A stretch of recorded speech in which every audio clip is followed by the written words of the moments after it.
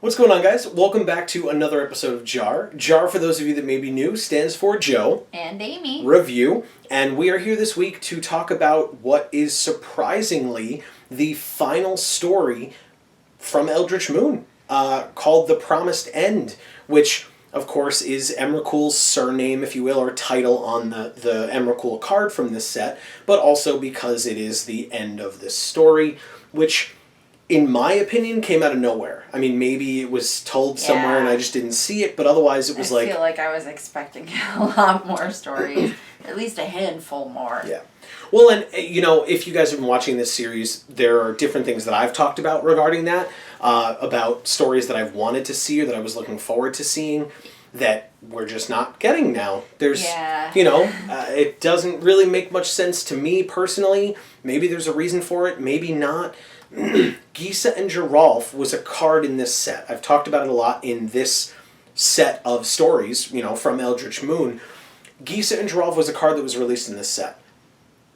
In the last set, Shadows over Innistrad, they discussed Gisa and Geralf. They had their own story, but the card Gisa and Geralf has them together.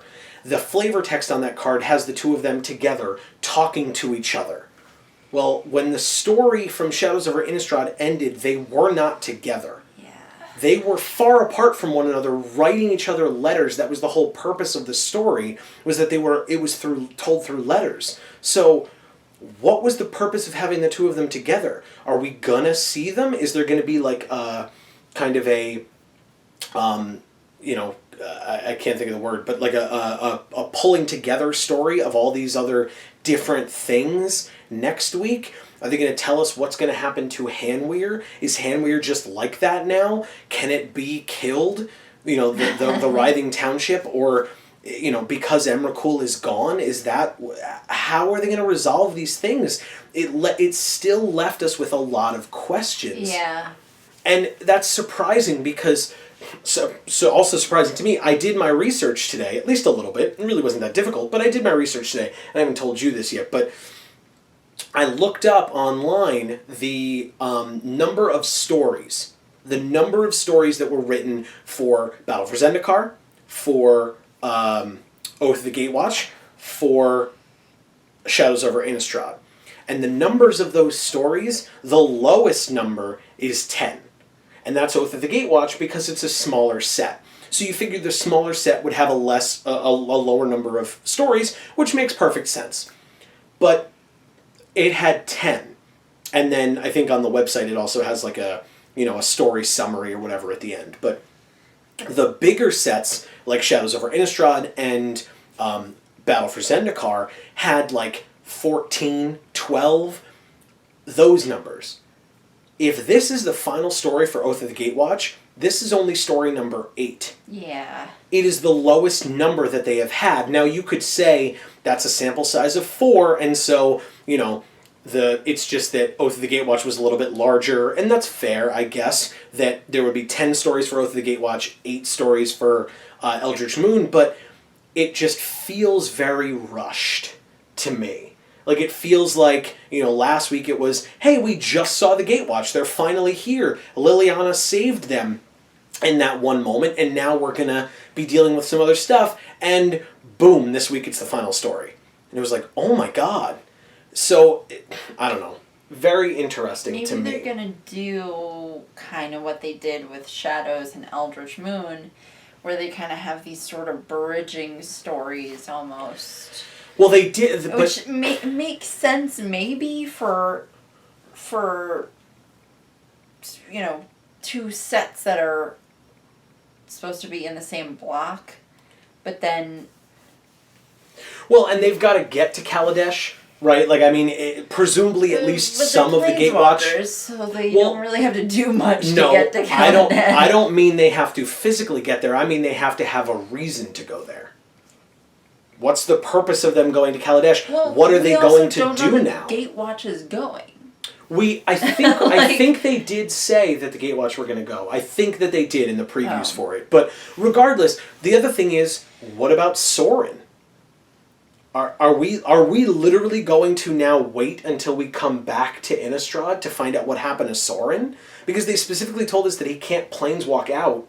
So it can't be the last. I'm so surprised that it's the last one. Now, we have not in any way discussed the content of this story yet, and we'll get there because that's a different discussion entirely, but Yeah. I just wanted to get this part out of the way first because this is a review and we're reviewing the overall of it as well as the nitty-gritty content as well, and it just seems so odd that this would be the last one. Now, I have to imagine that the bridging story because you mentioned the bridging stories, but to be honest, those bridging stories were just thrown into Eldritch Moon. Yeah. The one about Arlen Cord is technically considered an Eldritch Moon story. Yeah, but they said it was going to be Shadows, and then it was actually Eldritch Moon. Correct.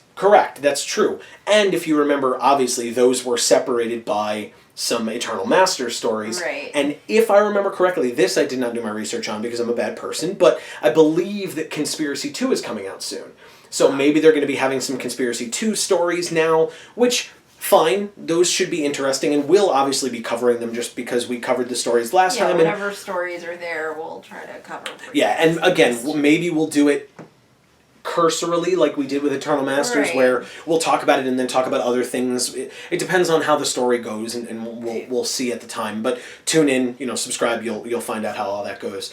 But to be honest, I mean, I feel like if they literally are done and there are no more Eldritch Moon stories, then they missed out on stuff. And again, that is not talking about the content of this story. Right. Because this story, I will say, 2 weeks ago, when we talked about Saint Traft and the Flight of Nightmares story, we talked about how long, debilitatingly long that story was. And I will say, in my estimation or my memory, this story very well may have been just as long. About that long. Just as long as that story. But we didn't talk about how long this story was because you did not notice how long this story was. I mean, obviously, when we looked up from the computer and it was an hour and a half later or whatever it was, then we noticed it. But regardless, the story kept you enraptured. You needed to keep reading.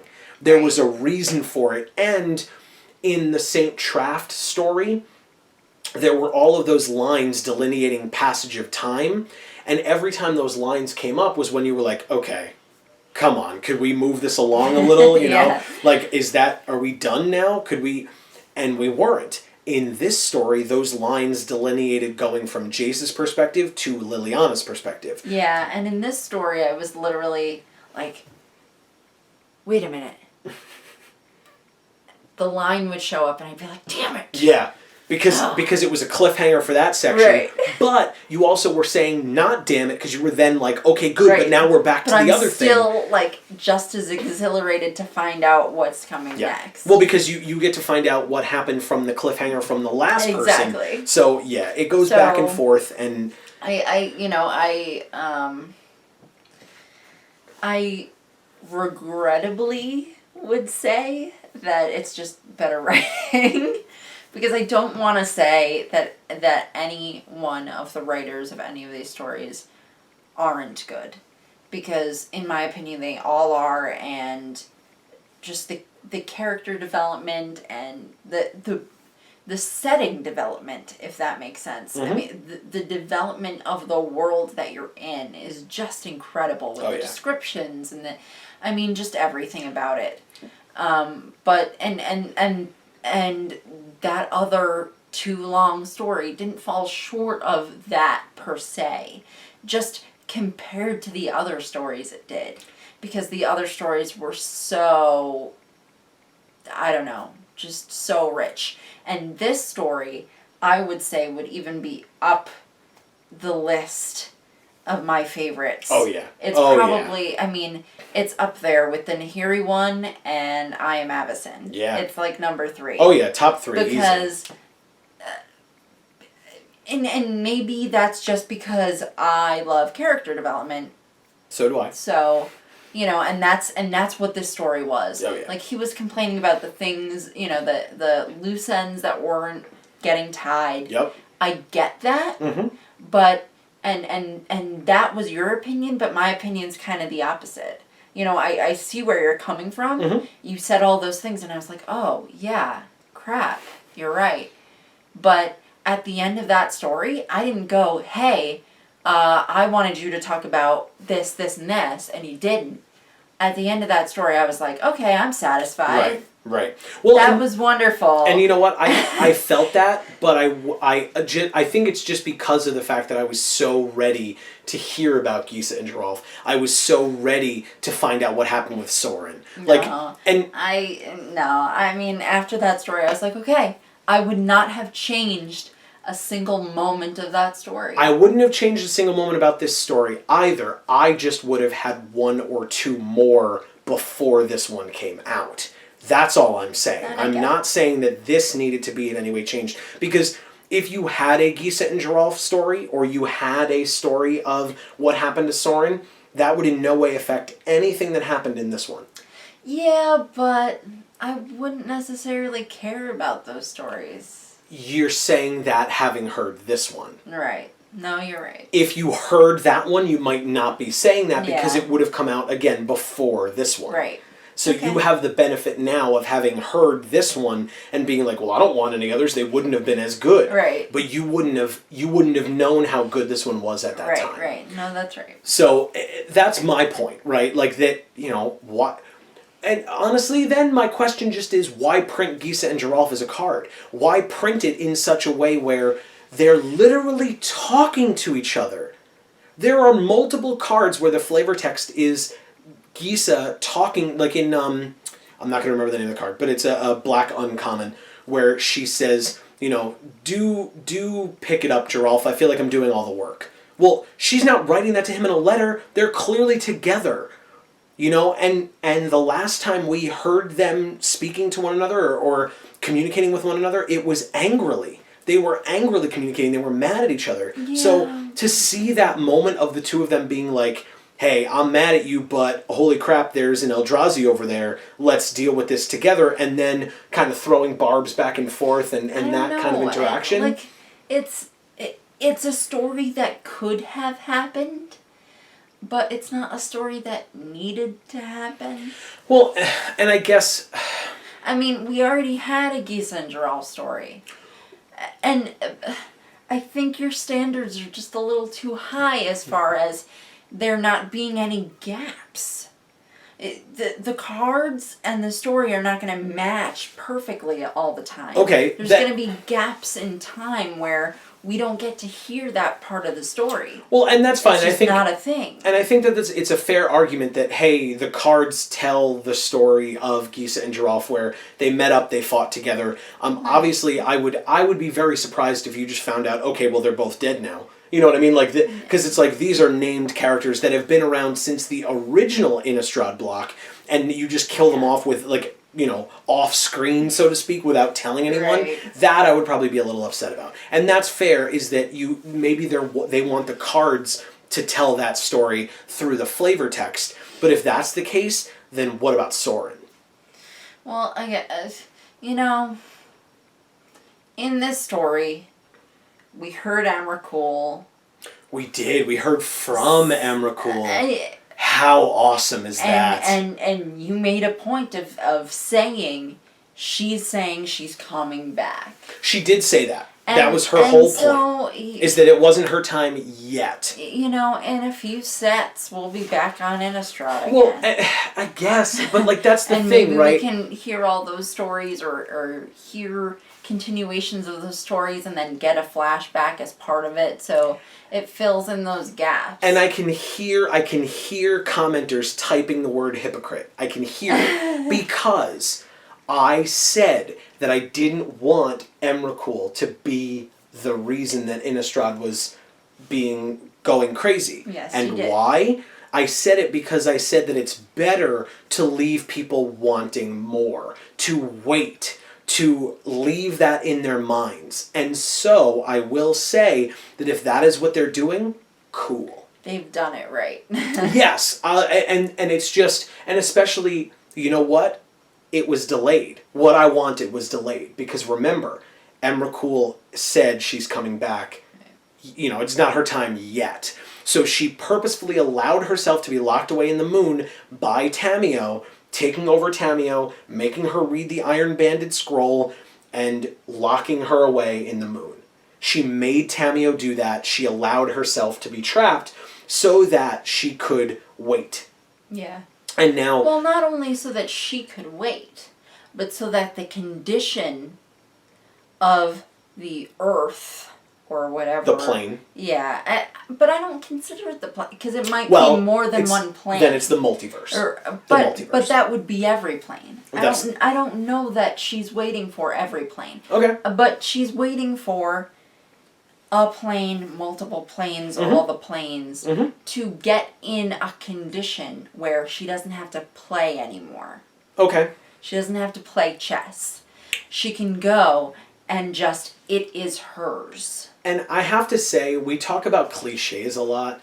The whole symbolism of chess is very cliched. I mean, it's used in tons of movies, tons of TV shows, and yet they still, like, you kind of, at least me personally, I didn't really notice, like, I didn't think, oh my god, another chess cliche. Like, I was curious as to what was going to happen, and especially when Jace was like, well, I'm totally going to win this game. And then Emrakul just kind of like blew up the board, made all the pieces like attack each other, and the queen got stabbed by a pawn and is bleeding and dying, and Jace is like, but that's not fair, you cheated. And it's like, yeah, dude. Seriously? Of course she cheated. Why wouldn't she cheat? So the symbolism in that, metaphor from that whole thing was amazing. And then the fact that they then tied it up, because you even said when we were reading through it, the whole thing where Jace is going through and kind of seeing the mental images from all of the other Gatewatch members and Tamio, and seeing that Nissa is spouting seeming nonsense. Yeah. And then when he meets Emeria / the angel that might not be Emeria. Well, it's nonsense to him. It made perfect sense to me. Well, no, but if you realize, it didn't make sense to him at the time, and then by the end of the story, it did make sense to him. He said, he kind of went through it again, and then it was able to make sense to us. He had to, meet his future self. That was so cool. Who already knew it. So cool. And I have to say, in the beginning, I would say in the first 3 quarters of this story, because it was jumping back and forth between Jace and Liliana, in the first 3 quarters of this story, the Liliana portions of the story were the badass portions of the story. Yeah. And the Jace portions of the story were the comedic. No, they were the comedic portions of the story. They were funny, but they were boring. They were the comic relief. They were what was in there. Need that. Yeah, well, you just wanted to hear more about Liliana over and over again. It was cool. I'm not going to take it away from... The Liliana moments were awesome. They were really, really cool. The Jace moments were interesting to me, especially because of what they became at the end. I feel like if there wasn't that payoff at the end, if they just locked Emrakul in the moon, then we'd be standing here going, what was the point of all that? Right. But him going through all of those things and this whole concept of it's a mystery, it's a puzzle... The entire Shadows over Innistrad set, and leading into Eldritch Moon and part of Eldritch Moon, the whole thing was a mystery. The whole thing was a puzzle. And then this story alone was its own puzzle.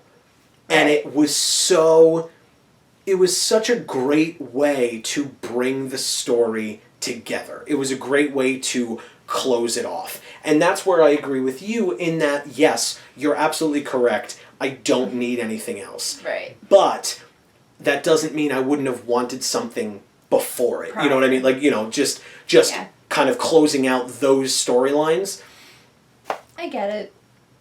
But no, in no way am I upset with this story. In no way. I'm upset with its... You're finally saying that, and I feel like you should have opened the video. I'm sorry. It's true. It's true, because that's why I said we weren't talking about content. The only thing I'm upset about is this story's placement in the timeline of the release of stories. That's the only thing I dislike. And time only goes one direction. Oh, wow. That's true. And how awesome was that? Like oh my god. Go ahead. This writing was so incredible. It was. There were so many times where I just looked at him and said, what? Read that again. Yeah. It's just so good. And not so good in the scheme of Magic Realm stories. So good in the scheme of writing in general. So good in the scheme of we're living life and it's just existential stuff. Oh, yeah. Just incredible writing. Yeah. Yeah, it was some of it was beautiful, some of it was dark and mysterious, which is super flavorful, but like it was fantastic. It was a great way to tie up the whole story. Right. If you're new to the series, or if you just choose not to listen to Amy when she says that you need to read the stories before you come watch this series, you will have to devote some time to it, but it is worth your time. It's worth it. And honestly, we've said this, and it's been a while since we mentioned this specific thing. Do it with friends. Do it with other people. Get someone who is relatively charismatic and is a good reader, because I feel like if... I wasn't doing that to plug myself, but thank you. No, but I feel like if it's somebody who isn't necessarily the strongest reader in the world and they're like stumbling over their words, especially in this story, there's a lot of symbolism and description, and the words and there's a lot of character nuances that you would miss in that situation. Yeah, and and the whole thing, especially if you're not looking at it when you're reading it, the whole thing where Jace is talking to Jace, you might miss. That gets confusing. Or when he's talking to Tamio, even, because their minds are melded, it's hard to necessarily get who's talking to who and saying what. Yeah, and so, I don't in any way consider myself to be a voice actor or anything like that, but I did in some way attempt to change my voice depending on who was speaking, even minorly, so that you would know, oh, it's a deeper voice, it's Gideon. Oh, it's a regular sounding voice, it's Jace. Oh, it's a cocky voice, it's Liliana. Oh, it's a proper voice, it's Tamio. Yeah. You know, just those little things that if you are going to do what I would recommend doing, which is reading it among a group of friends, or maybe just, people that would like this story. Right. Because you can read this story and sit there and be like, oh my god, so-and-so would love this. Name a specific person. And it doesn't even have to be somebody who loves magic. Oh, agreed. Because a lot of these stories, like I said, in one of these films, like I said, people who love good writing and good storytelling and good character development and just a large, just a vast number of interesting characters would love these stories, regardless of whether they know anything about Magic the Gathering. Yeah. Well, and we reviewed the Gisa and Geralf story, and we happened to be with our other friends from the channel that day. If I'm paying enough attention, I can annotate it up here for all of you to click on. But we reviewed that story with other people. Now, some of them know how to play Magic, some of them didn't. It didn't matter. Right? It doesn't matter. It's a story nonetheless. They all loved the story, and they all had their own opinions on how well they were able to understand the story, regardless of the fact that they didn't know these characters, they didn't know the cards, they didn't know basically anything about it. Yeah, and honestly... And we just read them the story and said, hey, review it with us. Yeah. What do you think? And honestly, then to have some of them turn around and say, or want to know the continuation of the story, want to know what happens next, want to know where these characters go. And I mean, to be honest, unfortunately, we would have to tell them that we don't know where Gisa and Geralf went, except that, we can tell them about the flavor text. We can tell them about the flavor text on the cards, and we did mention that they were cards, that they were a card in this set. But regardless, I won't, harp on that. But it was, that's really cool that like you said, people who aren't interested in Magic, it doesn't matter if they like good storytelling. We have a friend of ours who I'm not going to name, but we have a friend of ours who I know just really enjoys reading. And I'm sure that she would love reading this story. Yeah. I mean, she would need, especially if it's just this one, she would need a little bit of backstory just to understand. And it's probably a little bit more than a little bit of backstory, but that's the kind of thing, right? If you can quickly explain it to somebody and then let them read this story or read this story with them, you would enjoy yourself immensely. I also really appreciated, I was a little worried when Liliana had her moment of, oh my god, I almost died. Right. These people helped me, and without them I wouldn't have lived. And then she started I knew that we were going to get to Oath of Liliana because it was a card, right? So we had Imprisoned in the Moon and Oath of Liliana depicted here in this story. And we get to that part where she's like kind of seemingly convincing herself to join. Right. But of course she starts with Gideon's talking to Tamio about being a do-gooder and asking her if she also wants to do do-goodery things. And like, super funny, right? Then that's why I said the first 3 quarters were Jace was funny, Liliana was badass. Because once you got towards the end, Liliana was also being funny. Right. But... And then it was kind of a shift because towards the end... Jace was pretty badass. Well, and it was because he was solving the puzzle of the story, and Liliana was just kind of formulating her own plans in her mind and like talking about, so... Well, I don't know. She kind of turned back into badass, but not well, in a good way. she's also like, right, and you can tell she's like... being deceptive. Yes, and she's slightly turning evil as well. Or not turning evil, but she's acting evil. Right. Where... she's kind of formulating her own plan of, okay, well, look, I'm going to join these guys. I hate them. I hate these people, but I'm going to join them. She called Gideon something else. Eye candy. Yeah. She had called him meat last time. The meat can reason is what she said last week, and this week she called him eye candy, which is super funny. She also said that she had met some zombies who were smarter than Gideon, which is awesome. Like, it was just super funny. I don't know. In the beginning of Shadow's stories, when we first saw Jace and Liliana interacting, I was like, oh, they're exes, and I was like, okay, there's sexual tension here, like, everything. And then, now that it's coming up to this sort of point, I'm starting to feel like, okay, well, maybe Liliana's kind of going towards Gideon now. Oh, I would... Because it's like, everything that she's... Because it kind of reminds me of, like, when you were a kid and, like, the kid that you would always, like, throw a pencil at or, like, hit randomly was the kid that you had a crush on, even though that's the kid that, like, literally was just afraid of you because you were tormenting them.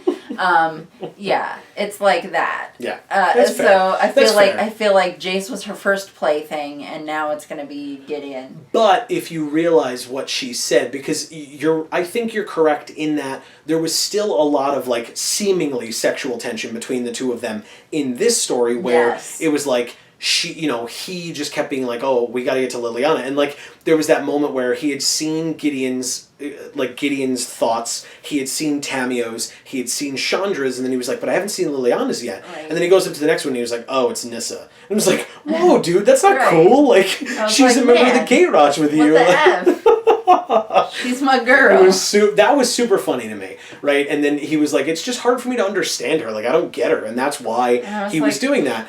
But Pop out.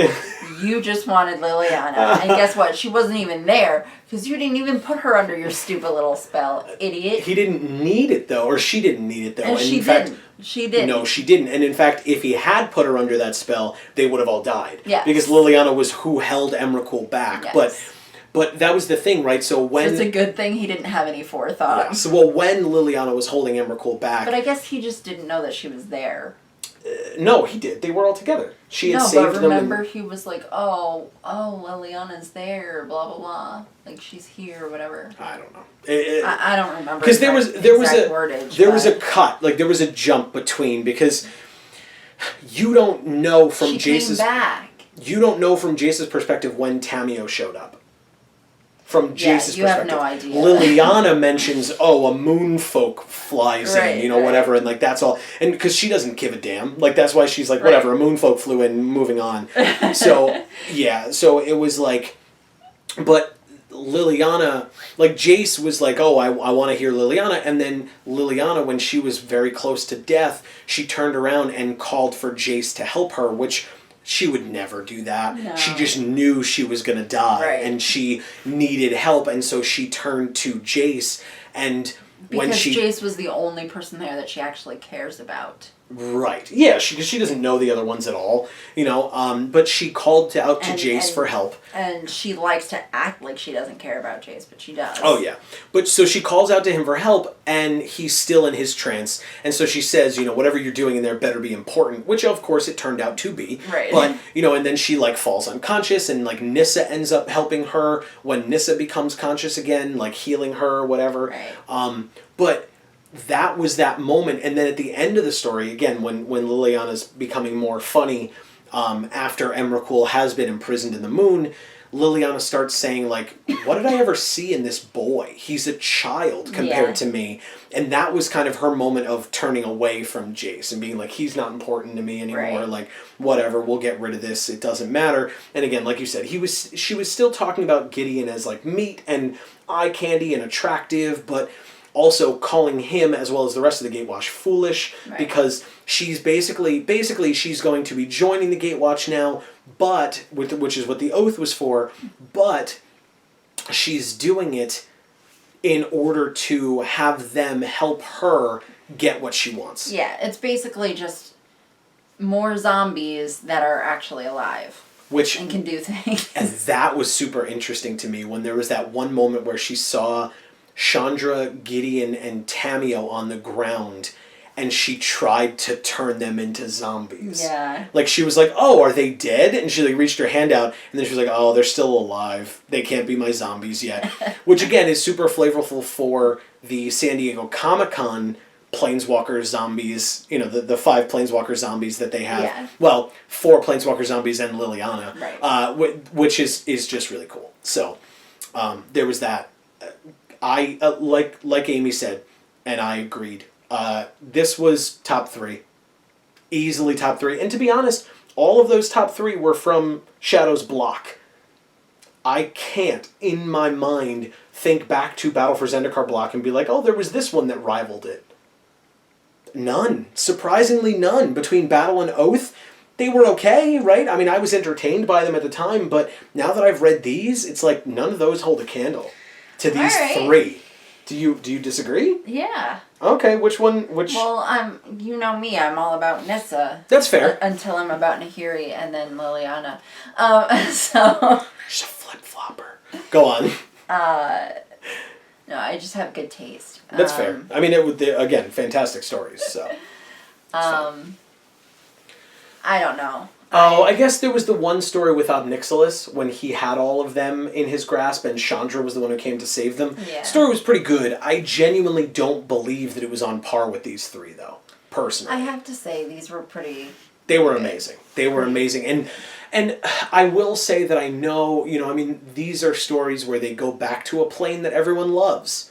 Yeah. And that's important, right? I mean, the writers seem to understand that this is a beloved location and you need to do it justice. Right. And a lot of people were very afraid that they would not do it justice. And yeah. Look, there may be some people out there who believe that they didn't.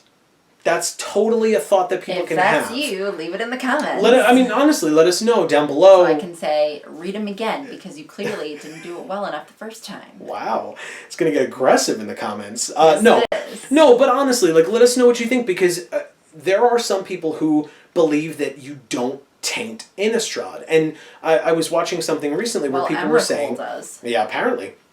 But I was watching it recently where people were saying, like, and kind of what I was bringing up, okay, you have Hanway the Writhing Township. Thraben has been completely destroyed now by Emrakul. The Nephalia Drownyard is now full of cryptoliths in that location. If Nahiri doesn't get rid of them, they're just going to be there. And so Innistrad has been forever changed from what it was. I mean, Avacyn's dead. Bruna and Gisela are dead and gone and warped.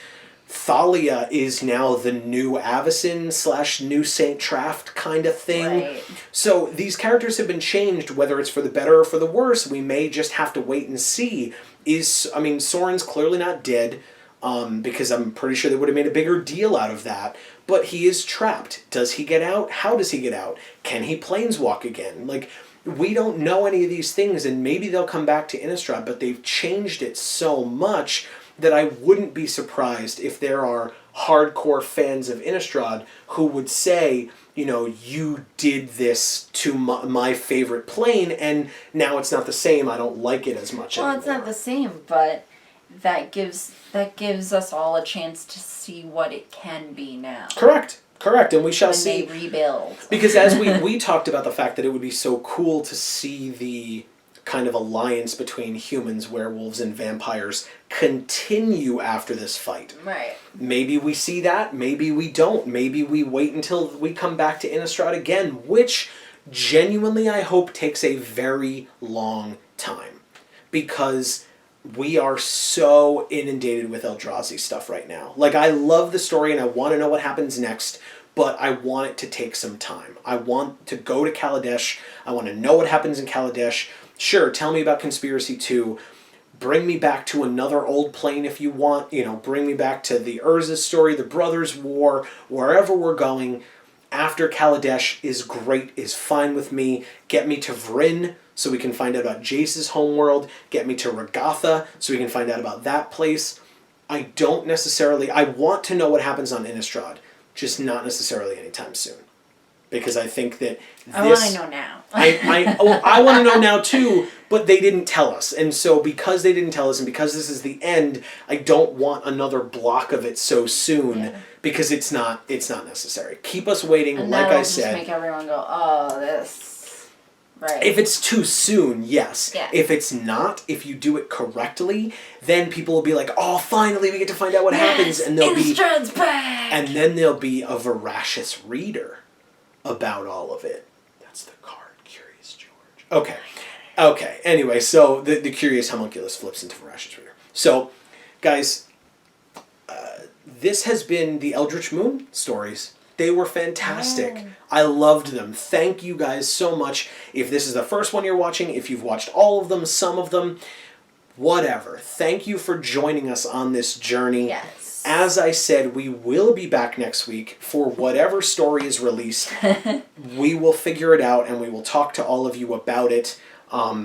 Eldritch Moon is in the books, so to speak, right? Yeah. It's done. So... the story was fantastic. The cards have been great. We're really only just breaking into it. But we do have booster box openings, pre-release kit openings, Fat Pack battle between the two of us. If you missed it, the Fat Packs are here in our little setup. So if you missed it, definitely go watch that. I'll probably link those videos out. I'll link the Fat Pack battle up here, and I'm sure I linked the pre-release kits and the booster boxes at some point throughout the video. You should definitely check those out. As we said, subscribe to this Geek for All YouTube channel. You'll find out when more content comes out. Yes. We have prize packs coming. We have more JAR videos coming, more tabletop gaming, just more stuff that we do on this channel. More. Yeah, exactly. More stories, more etc. More hashtag Vorthos Pride being shown off. So, guys, from the Geek for All YouTube channel, I've been Joe. And I'm Amy. And as we always say, in whichever video of ours you watch next, we will see you all next time. Thanks, everybody.